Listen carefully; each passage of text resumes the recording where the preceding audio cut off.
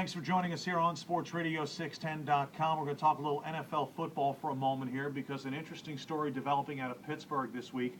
Last week when the Steelers lost to the Patriots at the end of the first quarter, their all-world receiver Hines Ward was knocked out of the game with a concussion.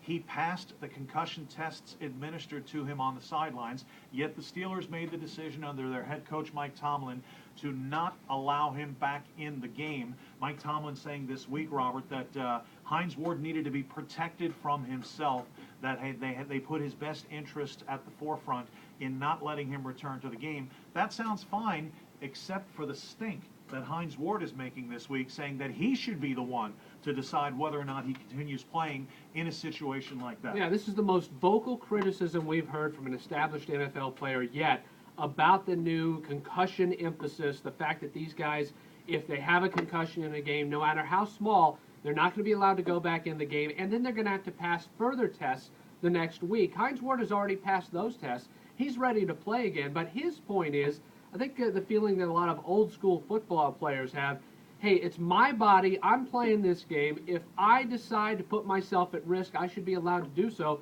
for the benefit of the team. That's old school. That's also yesterday's thinking. I truly believe that. Look, Hines Ward did need to be protected from himself. I understand the whole demand in the NFL and the pressure that's there for guys to play. They want to be there for their teammates. They don't want to be perceived by their teammates as soft and unwilling to compete.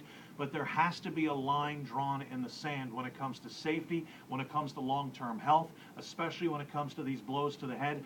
I applaud Mike Tomlin for holding the line despite Hines Ward's wishes to his wishes to play in that game. Yeah, and Hines Ward is a great player. He's made a lot of great plays. The idea, though, is to make it so he can remember those plays when he's older. We've seen Jim McMahon lately come out and say even the great quarterback of the Bears can't remember a lot of things because of his head injury. Someone introduce Hines Ward to Jim McMahon. I think it'll be a pretty revealing conversation for Ward.